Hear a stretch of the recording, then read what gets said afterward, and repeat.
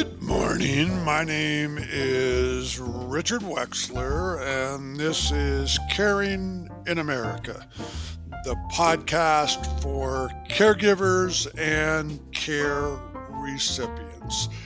As I do on every episode, who am I and why am I doing this podcast? So go back about 18, almost 19 years now. I'm minding my own business in the software industry. My wife and I married later, two small children, 11 and 7. This is the summer of '05. And we start getting phone calls, what turns into 4 phone calls, both her parents and both my parents extremely ill. And we were like the average American family, never really talked about it, never planned for it.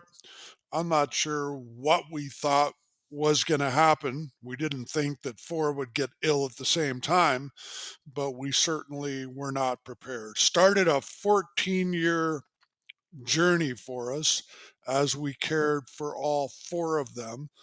The last parent passing away in 2019 at 96. Led about 16, 17 years ago to the formation of my company, Points of Life.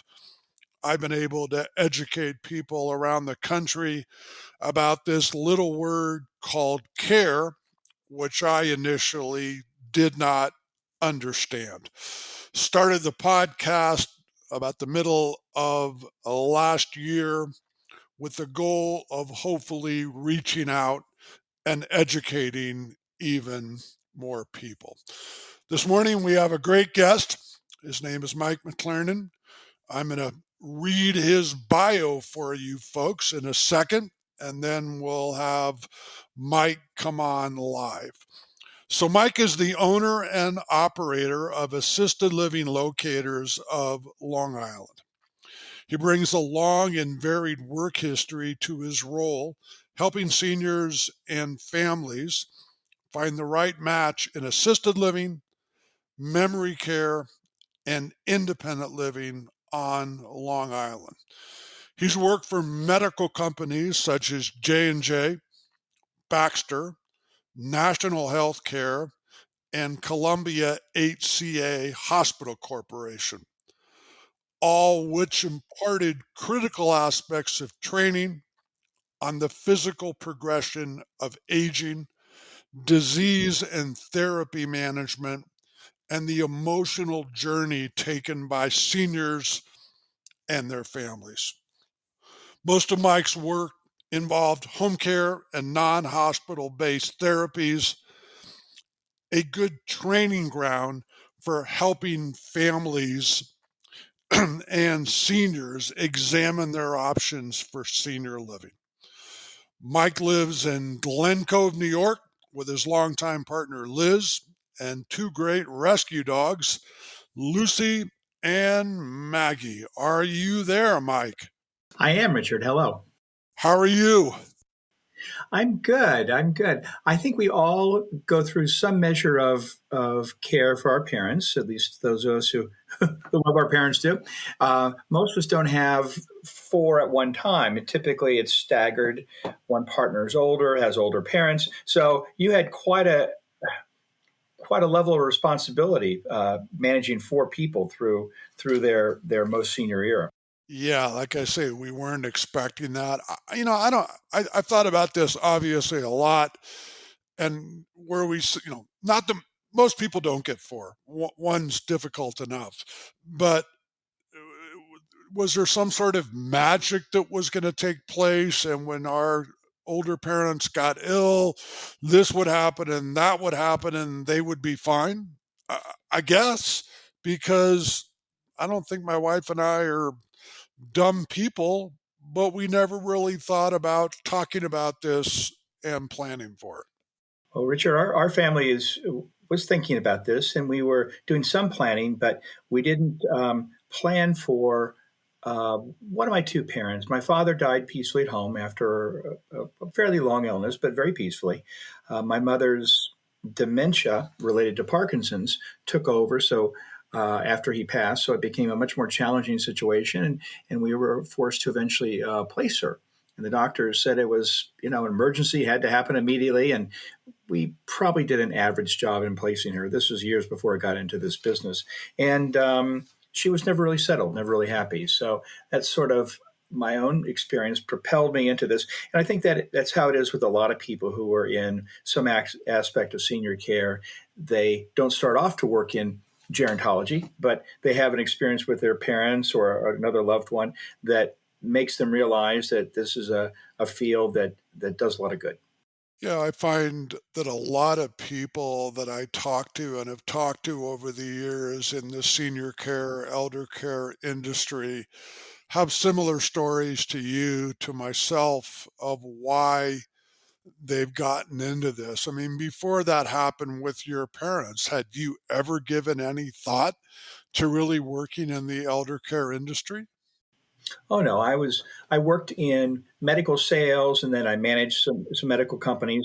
Uh, then I left that and went to work in technology. So I assume my parents would have some way of retiring comfortably, and my sisters and I were not oblivious to that, but I didn't see myself working in this as a profession at all. So remind me and remind the audience, how long have you been involved in the elder care industry now?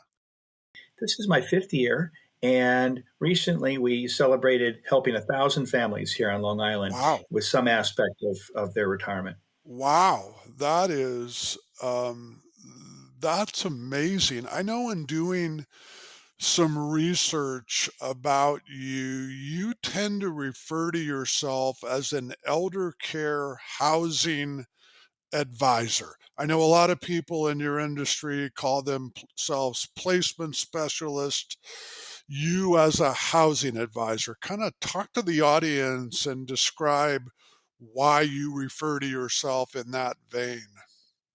There are 30,000 people who do placement across the country. You don't need a placement agent, which is technically what I am, until you need one. And even though that the work Yeah. exists, but there are 30,000 people who help seniors and families look at assisted living, memory care, and independent living. So that's the scope of our world. After a couple of years, though, I realized that placement was simply dealing in the now, helping a senior and a family look at current care needs, look at the capabilities of these communities. We call them communities, assisted living communities, and trying to match up today and say, okay, this is the care need now, this is the care capabilities now, it's a match. And that's placement. I realized after a couple of years doing this work that really wasn't a complete service to families. Um, Being old has a number of characteristics. One is that it's a progressive condition, so people have more and more needs as they age. In addition, most seniors have five or more underlying health conditions of consequence. Wow. So placing for today doesn't acknowledge that they'll continue to change and have probably more care needs in the future. So I use my medical experience to look forward, my medical sales experience to look forward a couple of years and say, gosh, based on this underlying dementia, this underlying orthopedic issue, this underlying heart issue, I would predict in 2 years they're probably going to need this type of care. So I place for that moment in time, roughly 24 months in the future, and then work back to today to find a place that's also bright and sunny and acceptable for today. So I'm doing planning and not just placement. And that's what separates our work from many of our competitors. That's interesting. I've talked to a lot of placement folks over the years, and you're taking a very different approach, which I like. And this approach where you're planning not only short term, but long term. And the fact, as you said, I mean, and you're completely right, as we age, things normally keep on happening. And maybe, like I noticed with our own parents, I mean, you almost jump on a roller coaster with them. And as they age, that roller coaster can kind of be going everywhere as far as changes in their health, whether it's physical, mental, or both. So that's really an interesting way that you look at this business. Do you find when you place someone, there is place, when you help someone find senior housing, do you find that they need to change, they need to switch locations, or the fact that you're looking at their long-term need where they're moving to might be a place they can live in for quite a while? Well, we have to be humble and recognize that when you have five or more underlying health conditions, that you can't completely predict the future, and sometimes, unfortunately, you can't predict it for much at all. But if you understand the underlying health conditions, you can usually look forward a couple of years and say, okay, this dementia typically has this progression pattern. So in 2 years, I bet they're going to need a wheelchair. In 2 years, I bet they're being close to needing help feeding, for example. So let's find a place that's appropriate there.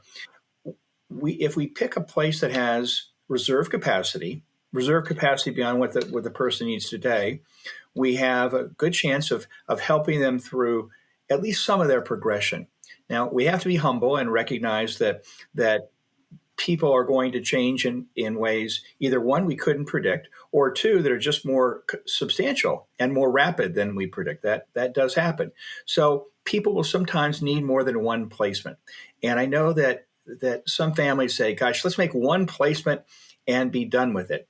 And I say, we're going to try, but again, we have to kind of recognize in humility that the changes may be different than what we anticipate. So they may need a second placement, but the second placement is probably into a long-term care facility. If we pick right, we'll be able to max out the capabilities of the assisted living community, and they won't need to move from one assisted community to another. They may need to move from assisted to a long-term care facility. And just briefly, the assisted living world and the long-term care world, what we used to call nursing homes, they're really two different pathways. So in the past, it was one pathway, the home, and don't put me in the home. That's what my parents kept saying. But now assisted living and long-term care facilities, they really serve, there's some overlap, but they serve mainly different markets. Assisted living is for people who can generally move through their day independently, or if they have dementia, they can move through their day with some assistance. Long-term care facilities are for people who need regular attention from a licensed medical professional like a nurse or a doctor or a respiratory therapist. And on a practical basis, most people in long-term care facilities either have very consequential dementia or are bedbound or near bedbound. So there is a separation of the two. But if we plan right, we can more often than not have the assisted living place we pick for the person be their last assisted living stop. No, I really like that, and I also want to compliment you. I've been yelling for years that nursing homes don't exist. They're normally referred to as skilled nursing, where you're talking about where someone needs medical care, and or people that generation. And I've actually had experience where I've been talking to the 50-year-old son, and in the era that he grew up in, again, it was a nursing home, it was a home. These terrible things where mom or dad are going to move to that don't exist. And as you said, there are specific needs why someone needs to be within skilled nursing, but assisted living may be a perfect location for someone. I know you've talked about you work with independent, assisted, memory care. When you're working with a client, how is that determination made of those three different levels of care where someone should move to? Well, that's an excellent question. And we often have people who come to us and say, I'm independent. And they're using it with a small I.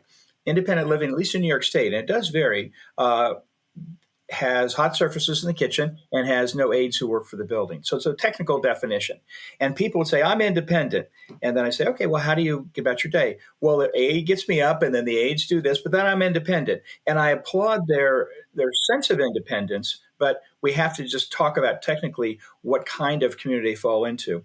Sometimes people who have modest dementia can live in assisted living, where the activities are more upbeat, the people are more upbeat, there's more to do, and if they can be in assisted living, even if they have a little bit of memory loss, then that's great. So when I take on a client, I'm never quite sure until we really start talking and then visit a community to exactly what the placement will be. Sometimes it's reasonably obvious, but there is a good deal of movement back and forth between assisted memory and independence. We just have to take several factors and work that out. So let's assume this client you're working with mentally is okay. Most of the time, are you working with that senior? Are you working with their family or a combination thereof? The most common single way to help someone is to work with the family, and the seniors sometimes they're just too frail to go on a lot of tours. So the family will understand what the senior wants. Sometimes I'll interview the senior. I'll go to the senior. I'll talk to them on the phone. I'll get their wishes and make sure we carry those through as we go on tours. The most common way though is to work with the family, do the work in the trenches, and then bring the decision and perhaps the last tour to the senior themselves. I got to tell you that it's hard to do this for seniors who don't have family members. Yeah. Not having a daughter is a tough thing. I don't have a daughter, so I'm a little worried about that. But it's hard for a 85 or 90-year-old to do the physical work of touring, to organize the move. And although there are professionals who can help with that, typically they're reluctant to spend money, frankly. So Sure. it's families can cut through this and help seniors quite a bit. But I work with seniors only, families only, and any combination thereof. So very interesting. And I know you've mentioned the word a few times, tour. So to help people out there, they're actually looking at a certain building that's an assisted living or another building. You will actually take them on a tour and show them these locations? I will, in conjunction with the admissions people from the community, I'll take them on two or three. And then we'll choose two or three that seem like reasonably good fits, and then just pause, have a quick meal and discuss what we've seen, discuss what we learned. Then the family will tell me, boy, you hit the target right perfectly. We have two places to choose from. We'll give you our decision in 2 days. Other times they say, okay, now we know more about this world, we have these new requirements. So we tour physically, which is really the only way to get a feel for what life is like, and then kind of deal with whatever comes out of that tour series. But I go with them and put them sometimes pile them in my car, and we just spend a day looking at places.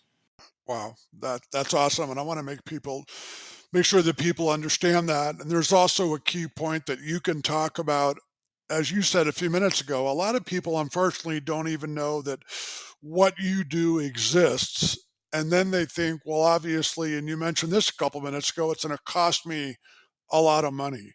So, how do you guys get paid? We build the community.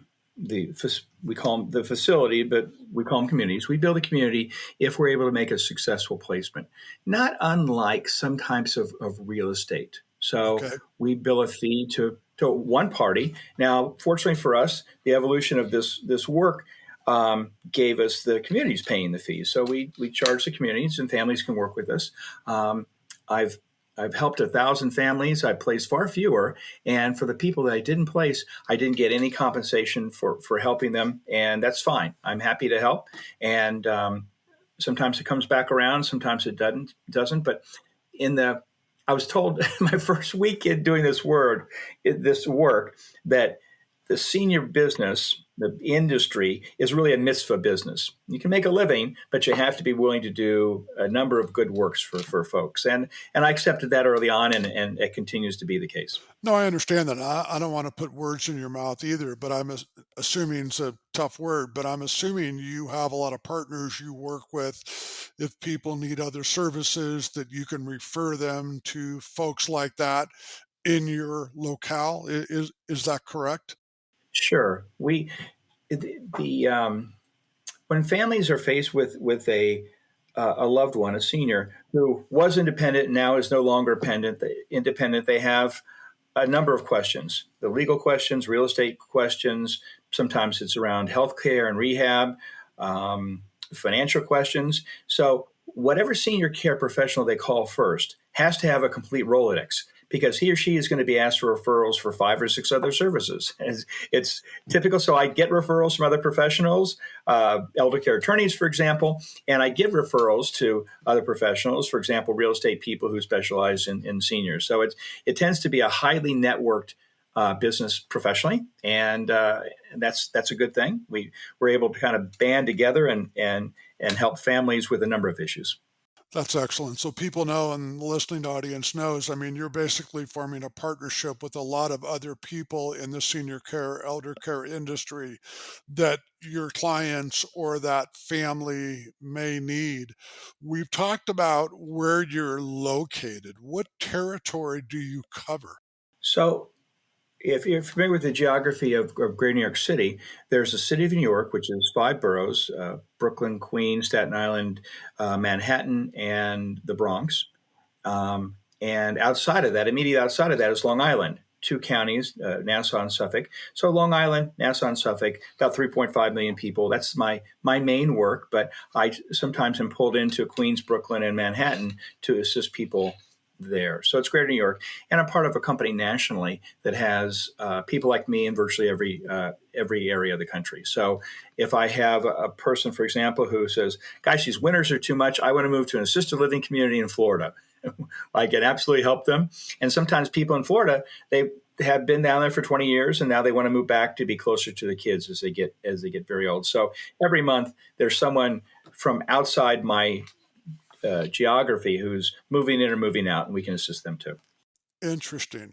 Now, kind of a tough question. We've talked about the way you get paid, but again, assumption, a tough word, the locations where someone is moving to, I'm assuming there's a fee that they're going to charge the individual that's moving in there. How do you handle the discussions with the senior, with the family around the cost of the community they're going to move into?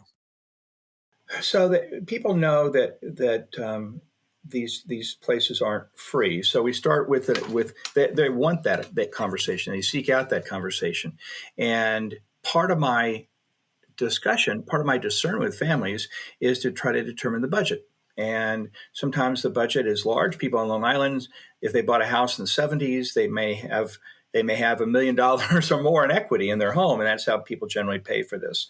Other times, people never bought; they had a modest job, they have no pension, so they have only Social Security to work with. So I help them in the initial phase try to figure out places that they can afford. We don't want to go on tours that are to places that are just not the right fit from a high or a low standpoint, but we want to find the right fit financially for folks early on. I can help them look at the different ways they can pay for this service, long-term care policies. There are some veterans benefits that sometimes can be helpful. There's a whole group of folks who need to use Medicaid to pay for assisted living. And in New York, that's possible. There are some significant boundaries for that, but it's possible. And if they need to use Medicaid to pay for this, I can help them find the right attorney to help them get the Medicaid, which is a task in itself, and then help them look at the assisted living places to see if they would be acceptable for them. But money is a conversation we have to have, and we Sure. typically have it in the first conversation. Sure. And I'm going to ask you a question. Have you gotten calls in the past from maybe the daughter of mom that's looking to move? Comment to you is mom's been on Medicare for 20 years, so cost should not be a problem. Well, sometimes they have to be educated about what Medicare and Medicaid covers. Medicare is medical care, and it doesn't cover any sort of housing. So no assisted living or memory care or independent living place is going to accept Medicare. That's simply a program that is used for medical care for people who are either disabled or beyond age 65. Um, Sometimes they say, "Gosh, mom has no money." I help them look at Medicaid to see if that's that's a useful way to go down. In New York State, Medicaid does pay for some assisted living. It certainly can pay for nursing homes if they end up needing that higher level of care. So I help them explore that. Interesting. And one thing, folks, and here I go again, and I talk about this on every episode, that four-letter word that people hate called plan. And it's something my wife and I didn't do, and I'm really trying to get people to understand you need to. And as Mike's talking about, his services don't cost you anything, but obviously when you're moving into a beautiful building, whether it be memory care, whether it be an assisted living, there's a cost. And so in my situation, we get four parents that are extremely ill. You can imagine the conversations we're having when we're finding out what all of this is going to cost, see how much they have, see how much we have to contribute, etc. So I really, really, really urge people that are listening, and tell your friends and tell your colleagues, when you have older loved ones, as Mike said at the start of this conversation, stuff is going to happen. As people age, things happen.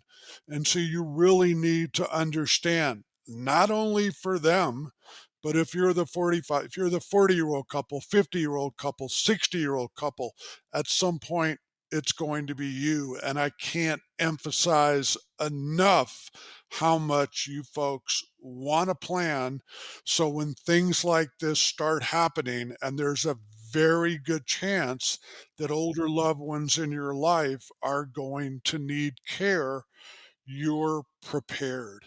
So as we kind of move towards the latter part of our conversation, Mike, if you can kind of help people understand, I mean, your overall process in working with that senior and the family, how does it start?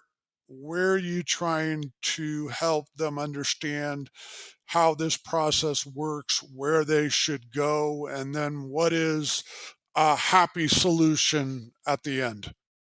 So the conversation often is about independence, and seniors believe they're giving up independence when they leave their long-term home, whether it's a physical house, an apartment, even a rental. They believe they're giving up independence, and I try to turn that argument a little bit, that discussion a little bit, towards what really is independence. The fact that you have to mow your lawn, does that make you independent? Probably doesn't. Can you, if you lived in an apartment, would you still be independent? The answer, of course, is yes. Well, when they consider supportive housing, they're waking up, they're deciding what they need to do during the day. If they need an aide to help them for 15 minutes to kind of pull it together in the morning, and then they make decisions about their day in the context of a beautiful facility, are they still independent? If the seniors and families can get their arms around a more modest but still real definition of independence, then I think that the movement from a downsized home or an apartment to assisted living becomes a pretty straightforward move. It becomes much easier for the senior to accept and embrace.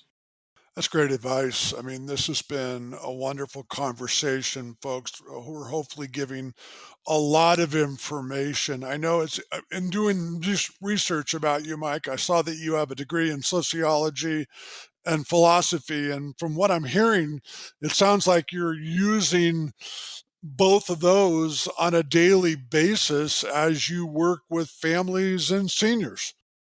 Well, the Jesuits would be thrilled to hear you say that. But I do, my job has become people, and there was a point in my career when I was concerned about sales, and then I managed people and I ran a couple of companies and I had other concerns, more business concerns. But now it's gotten back to sort of what I went to college for, which was people, their needs, their desires, and how to make them happen in the context of a complex economic situation, a complex care situation, and how to still treat them individually and help them thrive in the last portion of their lives. That's uh, that's great information, folks. As we drive towards a close, I want to remind you, I'm about to give you an email. If you're out there, you're an expert in this industry, you're an expert in elder care, you have stories you want to talk about where you've cared for someone personally or professionally, please reach out to me. That email is eldered 2023 at Gmail. And as we get ready to sign off, Mike, where can people find you? Phone number, email if you want to give it out, website, etc. So my website is assistedlivinglocators.longisland.com. Very well developed website. There are at least 50 articles there on various aspects of aging and assisted living, along with more information on this particular market here on Long Island. And my email is mikem, mikem, at assistedlivinglocators.com. Beautiful. Any last parting words of advice you would like to give our listeners and folks that they may share this with that are out there, especially if they realize they have older loved ones in their life, they're starting to see some changes from aging, etc. Any parting words? Well, aging is a complex process, and the family dynamics are certainly important. But this is a part of downsizing. Senior housing is a part of downsizing. We don't keep our 5-bedroom house. We don't have the kids at home anymore, and sometimes we don't even need a 3-bedroom house. So this is simply a part of downsizing. People can live full and active lives within assisted living, and they just shed all the physical stuff that's so difficult: shopping, cleaning, cooking, maintaining the house, maintaining the car. So for many people, it becomes just an extension of life and another kind of downsizing, and that's not that scary. No, I love that. That's excellent, excellent advice. So I want to thank you again for a great conversation. Folks, as we depart, as I say every time until we talk again, have yourself an awesome day.